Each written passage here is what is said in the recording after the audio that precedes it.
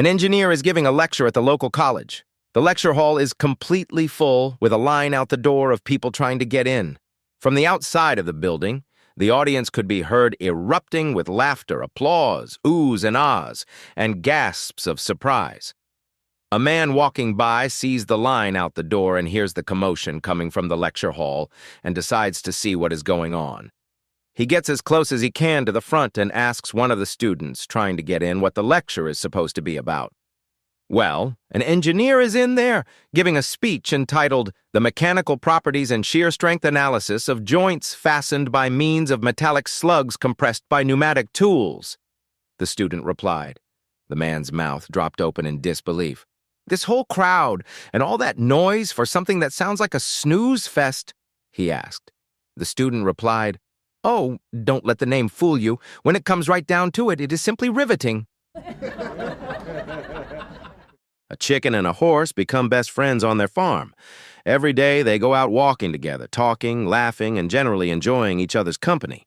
One day they happen to wander too closely to a sinkhole and the horse falls in. As the horse flails about, the chicken looks around desperately, trying to figure out how to save her friend. That's when she remembers that the farmer owns a shiny new Harley-Davidson motorcycle. She ties a rope to one end of the motorcycle and throws the other end to the horse. It takes a bit of time and effort, but she manages to pull him out of the sinkhole. About a week goes by and the horse and chicken are out walking again. This time, the chicken slips into a sinkhole and starts flailing around wildly. The horse looks around for a moment, but then simply straddles the sinkhole.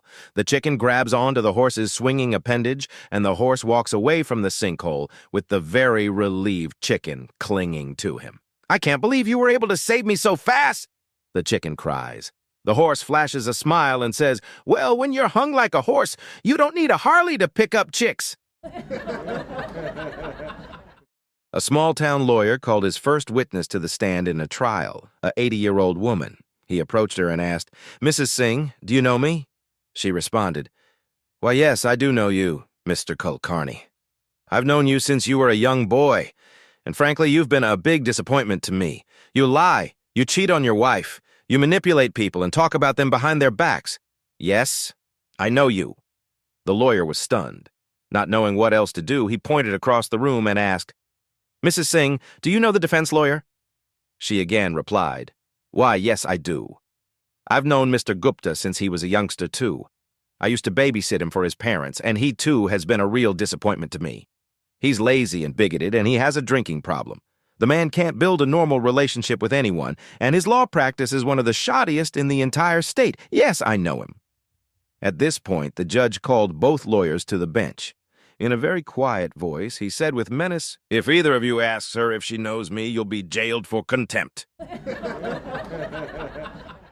A lawyer had just bought a fancy new car and was eager to show it off to his colleagues when an 18-wheeler came out of nowhere and took off the driver's side door with him standing right there. No! He screamed, because he knew that no matter how good a mechanic tried to fix it, it would never be the same. Finally, a cop came by, and the lawyer ran up to him yelling, My Bentley door was just ruined by some foolish driver. You're a lawyer, aren't you? Asked the policeman. Yes, I am. But what does that have to do with my car? The lawyer asked. Ha! You lawyers are so materialistic. All you care about is your possessions. I bet you didn't even notice that your left arm is missing, did you? The cop said. The lawyer looked down at his side and exclaimed, My Rolex! A cabbie picks up a nun. She gets into the cab, and the cab driver won't stop staring at her. She asks him why he is staring, and he replies, I have a question to ask you, but I don't want to offend you. She answers, My dear son, you cannot offend me. When you're as old as I am and have been a nun as long as I have, you get a chance to see and hear just about everything. I'm sure that there's nothing you could say or ask that I would find offensive. Well, I've always had a fantasy to have a nun kiss me. She responds, Well, let's see what we can do about that. First, you have to be single, and second, you must be Catholic. The cab driver is very excited and says, Yes, I am single and I'm Catholic too. The nun says, Okay, pull into the next alley. He does, and the nun fulfills his fantasy, but when they get back on the road, the cab driver starts crying. "My dear child," said the nun, "why are you crying?" "Forgive me, sister, but I have sinned. I lied. I must confess I'm married and I'm Jewish." The nun says, "That's okay. My name is Kevin and I'm on my way to a Halloween party." My grandfather died and I inherited some of his clothes. He was a farmer and he loved getting dressed up every year for the local fair and exhibiting his prize chickens. For this occasion, my grandmother would spend the entire year searching through thrift shops looking for silly neckties for him to wear, and she loved finding ones with chickens on them.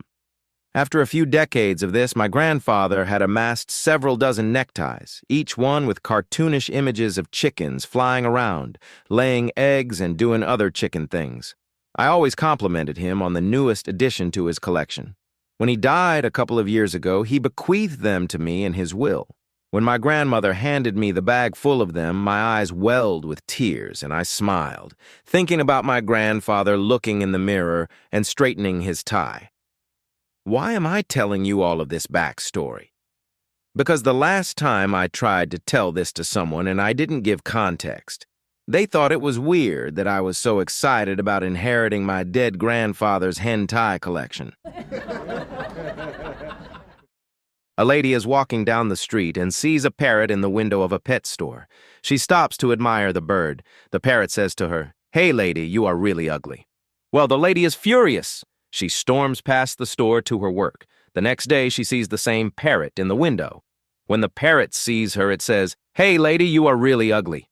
She's livid and storms off.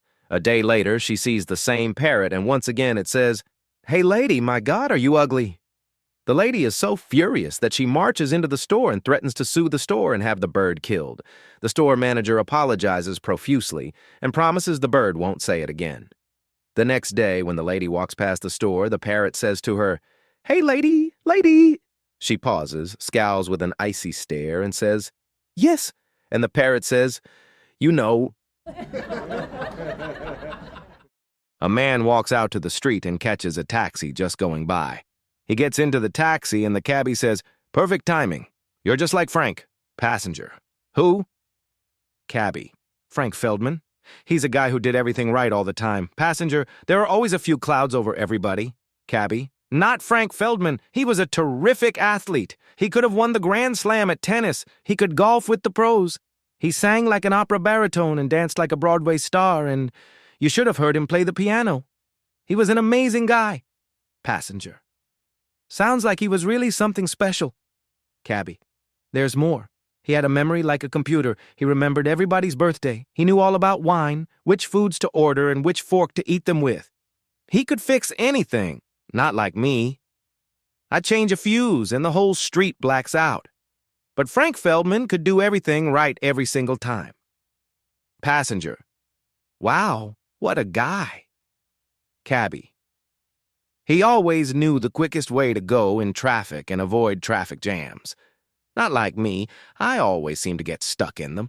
But Frank, he never made a mistake, and he really knew how to treat a woman and make her feel good. He would never answer her back even if she was in the wrong, and his clothing was always immaculate, with his shoes highly polished too. He was the perfect man. He never made a mistake. No one could ever measure up to Frank Feldman." Passenger: "How did you meet him?" Cabbie: "I never actually met Frank. He died and I married his wife." 3 students at the CIA Academy were about to graduate. The instructor called them into a room and said to the first one, "Take this gun and go into the next room. I want you to assassinate whomever you find there. If you don't do this, you don't graduate." The man took the gun and went into the next room where he found his wife. Taking one look at her, he returned to the instructor, threw down his gun, and quit, saying, "I can't do this." The next man went into the room and saw his own wife. He hesitated a moment, and then he too resigned. The third man took the gun and went into the room. The instructor heard 6 rapid shots, followed by screams, thuds, crashes, and then silence. Then the door opened, and out came the third agent, all bloody, and his shirt in shreds. He said to the instructor, "You idiot, you gave me blanks. I had to strangle her." Hank, a quiet farmer from Willow Creek, had just loaded up his best dairy cow, Daisy, into the trailer hitched to his old red Massey Ferguson tractor. He was cruising down a back road, just minding his business, when out of nowhere, a big rig came flying through a stop sign and slammed into the side of his tractor. The impact sent Hank flying into a ditch on one side of the road and poor Daisy into the other. Everything went silent, except for the sound of Daisy moaning in pain. Hank could tell she was hurting bad. A state trooper showed up a few minutes later. He walked over to Daisy first, took one look at her, shook his head, pulled out his pistol, and gently ended her suffering. Then the officer crossed the road, gun still in hand, and looked down at Hank. "Sir," he said, "how are you feeling?" Hank blinked, looked at the gun, and replied, "Never been better." While touring through rural Ireland, a famous American golfer stopped at a tiny petrol station to fill up his sleek black BMW. The old man running the pump gave him a cheerful wave and said, "Top of the morning to you, lad." "Good morning," the golfer replied with a polite nod. As he leaned over to grab the fuel nozzle, two small plastic objects fell from his shirt pocket onto the pavement.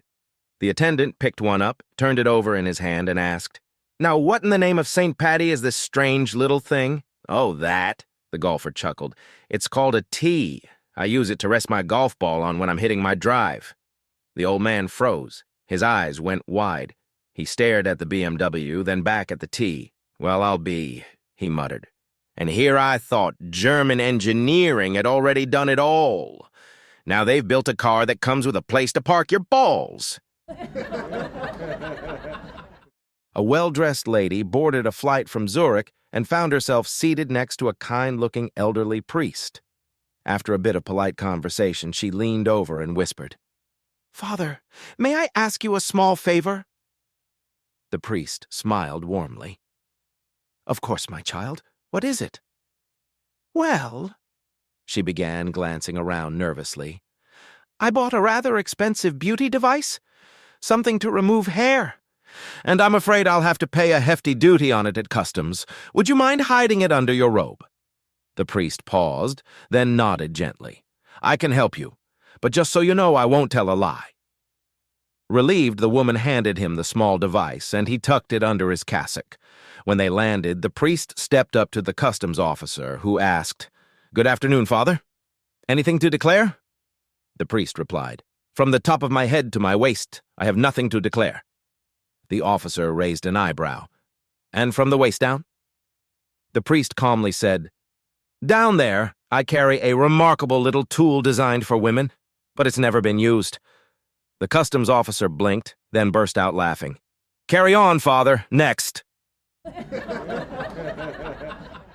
An American farmer was touring the Australian outback and chatting with a local rancher. The Aussie proudly waved his hand across his land and said, "That's my wheat field. Pretty big, huh?" The American shrugged and replied, "That's nice. But back home in Texas, our wheat fields are so wide, the sun sets before we finish plowing." A little later, the Australian pointed to his herd of cattle grazing nearby. "These are my cows," he said with a grin. The Texan smirked. "Ours are bigger. We've got longhorns so massive they cast shade like oak trees." Just then, a group of kangaroos came hopping by in the distance. The American's jaw dropped. "What on earth are those?" The Aussie raised an eyebrow and said, "What? Don't y'all have grasshoppers in Texas?" A woman was nagging her husband to cut the grass, to which the husband answered, "What do I look like to you? A landscaper?" The next time the sink was dripping, she asked him again, "Honey, can you fix the faucet?" The husband replied, "What do I look like to you? A plumber?" 2 days later, a light bulb went out, and she begged him again, "Honey, can you change the light bulb?" His reply was, "What am I, an electrician?" A few days later, the husband comes home from work to find the lawn cut, the faucet fixed, and the light bulb changed. Very surprised, he says, "Honey, what happened here?" The wife replies, "You know our new next-door neighbor? He came over and fixed everything." The husband asks, "Honey, how did you pay him?" "Oh, you know," the wife says, "he told me I could either bake him a cake or have sex with him." Somewhat relieved, the husband asks, "Woo, so what kind of cake did you bake for him?" The wife replies, "Who do you think I am? Betty Crocker?" An old widowed man spent his first night in a nursing home. That evening, a stunning nurse walked in and handed him a Viagra tablet. Confused, the old man asked, "What am I supposed to do with this?" The nurse smiled shyly and replied, "Oh, it's not what you think. While you're sleeping, these tablets stop you from rolling out of bed." A college student wanted to sit next to one of his teachers at lunch. However, the teacher looked at the student with an arrogant face and said, "A swan shan't be friends with a pig." "Then I shall fly on," answered the student with a smile. The teacher was clearly vexed by the cheeky reply and decided to do everything in his power to fail the student. At the oral exam, he gave the student the hardest questions, but the student had amazing answers for everything. Therefore, hoping he could still fail his victim, the teacher asked him a trickier question. "You're walking on a road and you find two bags. One contains gold, the other cleverness. Which bag do you choose?" "The gold." "Unfortunately, I don't agree. I'd choose cleverness because that's more important than money." "Everyone would choose what they don't have," says the student.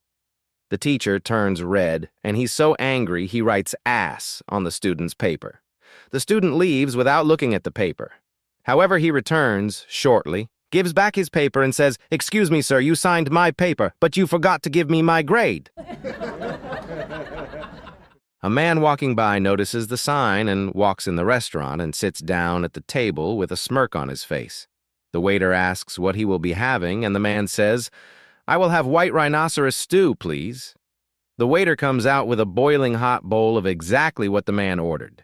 The man is taken by surprise, but he eats the stew and pays for his very expensive meal. He leaves angrily. The next day he comes back and sits at the table with a smirk on his face again. He tells the waiter, "Today I will have bullet ants stuffed with dolphin meat." The waiter leaves and quickly comes back after a few minutes with exactly what the man ordered. The man, surprised again, eats his meal angrily, pays, and leaves. The next day he comes back and sits at the table and tells the waiter, "Today I will have a lactating mermaid breast sandwich." A few minutes go by and the waiter comes out holding two massive duffel bags with the $1 million. The man, overcome with excitement, says, "I knew it! You don't have mermaid breasts." The waiter tells him politely, "We actually have it, sir. It's just that we ran out of bread." A flight from Paris to Montreal was running smoothly until a stylish blonde in economy got up, walked confidently into first class, sat down, and made herself at home. A flight attendant came over and said politely, "Excuse me, miss, but your ticket is for economy. I'm going to have to ask you to return to your assigned seat." The blonde smiled and said, "I'm blonde. I look amazing. I'm going to Montreal, and this seat is much nicer. I'm staying." Confused, the attendant called the co-pilot. He tried with the same result. "I paid for a seat. I'm going to Montreal, and this one's more comfortable." They were stuck. Then the captain stood up, sighed, and said, "She's blonde? No problem. My wife is blonde. I speak fluent blonde." He walked down the aisle, bent down, whispered something in her ear. And just like that, she jumped up and went back to her seat in economy without a word. The crew was stunned. "What did you say?" The captain grinned. "I told her first class isn't going to Montreal." Two old friends, Harold and Gus, figured they didn't have many wild nights left in them, so they decided to go out with a bang. After a few too many whiskeys at the local saloon, they stumbled into a brothel just down the road, full of high hopes and low standards.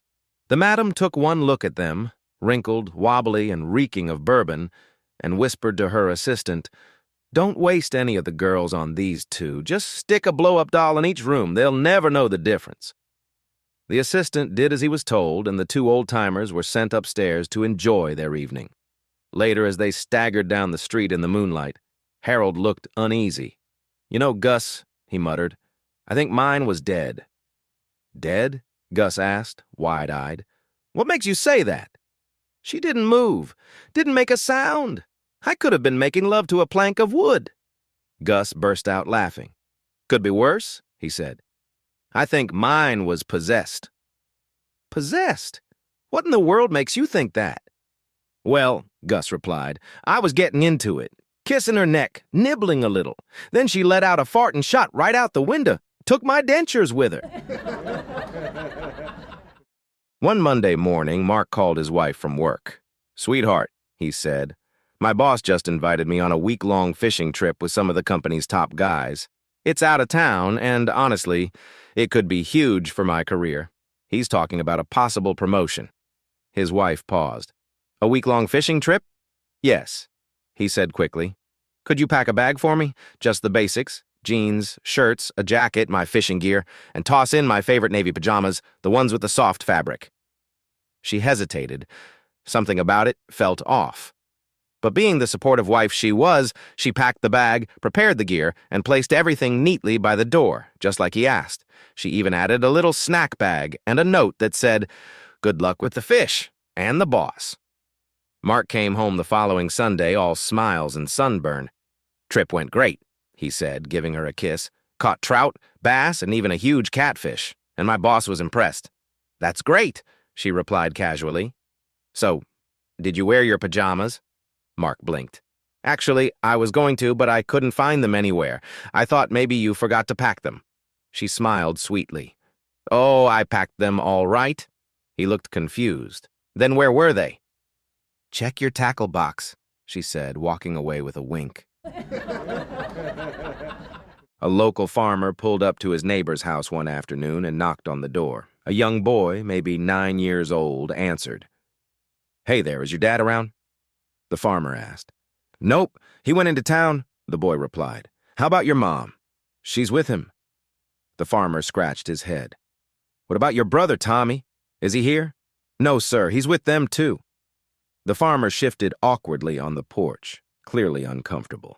After a long pause, the boy spoke up. "Well, I know where Dad keeps his tools if you need to borrow one, or I can leave him a message." The farmer hesitated, then said, "Actually, this is something I need to talk to your dad about. It's about your brother, Tommy. He got my daughter Mary pregnant." The boy blinked, then nodded thoughtfully. "Huh," he said. "You'll definitely need to talk to my dad about that." He paused, then added, "I know he charges $500 for breeding the bulls, and $150 for the pigs, but I don't have a clue what he asks for, Tommy." A blonde walks into a small store and picks an item she wants to buy. She goes to the only cashier, who is also the manager of the place, and tells him, "How much is this hairdryer?" The cashier replies, "This is not for sale." The blonde returns the item and leaves. Next day, she comes back, picks up the same item, which she really wants, and goes to the same only cashier. Blonde girl, "How much is this hairdryer?" The cashier replies, "You are the same girl as yesterday. This is not for sale."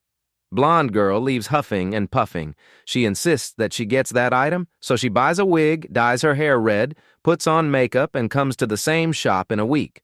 The girl finds the item, and while in complete disguise, approaches the cashier and asks, "How much is this hairdryer?" The cashier replies, "You are the same girl from last week. This is not for sale." The blonde girl finally explodes in anger and shouts at the cashier, "How did you know it was me?" The cashier replies, "Well, that is easy. This is not a hairdryer. It is a power drill." A man visits the zoo and asks to speak to the director about their new Rent an Animal program. The zoo, struggling financially, has started renting out animals outside regular hours, usually small, cuddly ones. But this man has an unusual request. "I'd like to rent an elephant." The director blinks. "An elephant?" "Yes, the biggest one you've got." "I mean, we can do that," the director says hesitantly. "But it won't be cheap. That's $5,000 per day, plus $4,000 for transportation, and you'll have to cover the feeding costs yourself." "No problem." The man hands over $10,000 in cash. With that settled, the zoo arranges transport, and the elephant arrives at the man's address. "Perfect," he says. "Put him in the bedroom on the second floor." The handlers exchange nervous glances. Sir, the elephant won't fit through the door." Without missing a beat, the man calls a construction crew. "Bring a crane." Hours later, after a window is dismantled, the elephant is hoisted inside, and the window is resealed at an astronomical cost. The zoo director can't help but ask, I don't mean to pry, but what exactly is this all for? The man sighs. It's my brother-in-law. He's a know-it-all. Every quiz show, he blurts out the answers before anyone can guess. Every morning, he solves our crossword puzzles before I even pick up a pen. He's beaten me 15 times in a row at Trivial Pursuit. Okay, but what does that have to do with an elephant? A slow grin spreads across the man's face. Tonight, he'll go upstairs, come back down and say, "Hey, guess what? There's an elephant in my bedroom." He leans back in his chair. And I won't even look up from my book. I'll just say, "Yes, I know." One dark night in Dublin, a fire broke out at the local chemical plant. Within seconds, it exploded into massive flames. Alarms rang as fire departments rushed to the scene. The chemical company president, frantic, ran up to the fire chief. "All our secret formulas are in the vault at the center of the plant. They must be saved. I'll pay £50,000 to the fire department that gets them out intact." But the blazing inferno was too intense. More fire crews arrived, but none could get through. Desperate, the president doubled the reward to £100,000, but still the flames held them back. Then, from the distance, a lone siren wailed. A small, battered fire truck roared into view. It was the Rural Volunteer Brigade, made up mostly of men over 65. To everyone's shock, they didn't stop. Instead, their rickety old truck barreled past the modern engines and crashed straight into the heart of the inferno. The crowd watched in awe as the old-timers leaped out and fought the fire with fearless determination. Against all odds, they extinguished the blaze and retrieved the secret formulas. Amazed, the chemical company president upped the reward to £200,000. He approached the fire chief, shaking his hand. "That was incredible. What are you planning to do with all that money?" The 70-year-old fire chief wiped his brow and said, "First thing we're going to do, fix the bloody brakes on that fire truck." The police detectives were struggling to get their suspects to confess. No matter what they tried, they just couldn't break them. Then they heard about a telepath, someone who could instantly determine whether a person was guilty. Desperate, they decided to consult him. They brought in their first suspect. Without hesitation, the telepath said, "This man is guilty. He murdered a pizza delivery guy at his home." The detectives were stunned. "How does he know? We haven't told him a thing." Encouraged, they brought in a second suspect. The telepath barely glanced at him before saying, "This man is innocent. He was framed for burglary by his neighbor, Bill Summers." The cops exchanged glances, completely baffled, but they still had their doubts, so they decided to test him. They brought in a beautiful woman, someone they knew had never committed a crime. As soon as she walked in, the telepath said, "This woman is guilty of theft." One of the officers smirked. "Aha! We got you! We brought her in just to test you. She's completely innocent!" The detectives dismissed the woman and turned back to the telepath. He leaned forward and calmly said, "I'd catch up to her if I were you." "And why is that?" asked the officer. "Because she just stole your wallet." The Pope arrives in New York and is picked up by a limousine. As he gets in, he leans toward the driver and says, "Do you mind if I ask you a favor?" The driver, stunned, replies, "A favor? For the Pope?" "Of course, anything." The Pope grins. "I hardly ever get to drive, and I'd love to take the wheel. Just this once?" The driver hesitates. Letting the Pope drive a limo? What if something happens? But not wanting to refuse His Holiness, he reluctantly switches seats. The moment the Pope hits the gas, the limo screeches out of the airport, tearing down the freeway at over 100 miles per hour in a 45 miles per hour zone. Before long, sirens blare and a police officer pulls the limo over. He approaches the window, takes one look inside, then immediately backs away and calls his sergeant. Sarge, we have a problem." "What kind of problem?" "I pulled over someone really important." "Important like, the mayor?" "Bigger." "The governor?" "Way bigger." "The president?" "Even bigger. For crying out loud, who's more important than the president?" The cop lowers his voice. "I don't know, Sarge, but whoever he is, the Pope is his driver." Three friends, a professor, a CEO, and a janitor, were hiking through a dense forest when they stumbled upon a glowing orb of light. The orb shimmered and transformed into a beautiful fairy. "I will grant each of you your heart's greatest desire," she declared, "but only if you successfully do someone else's job for a day. You will have all the resources you need." The professor smirked. "I'll be an elementary school teacher, teaching a bunch of 6-year-olds to read. How hard could that be?" In a flash, he was transported to a chaotic classroom. Within minutes, the kids' relentless screaming shattered his nerves. Frustrated, he threw his supplies down and stormed out. The CEO scoffed. "I'll be a waiter. All they do is carry food back and forth. Easy money." He found himself in a packed restaurant. At first, he handled things well, but after an hour of rude customers, special requests, and unrelenting complaints, he snapped, shattering his plates on the floor before quitting in rage. Finally, the janitor stepped forward. "I'll be an artist." He was sent to an art studio where he gathered the professor's abandoned classroom supplies and the CEO's broken plates, glued them onto a massive canvas, and crafted an abstract masterpiece. With a compelling backstory, he turned it into a high-concept art exhibit, selling it for $1 million. At the end of the day, the fairy beamed. "Incredible! How did you pull that off?" The janitor shrugged. "I have a master's degree in art."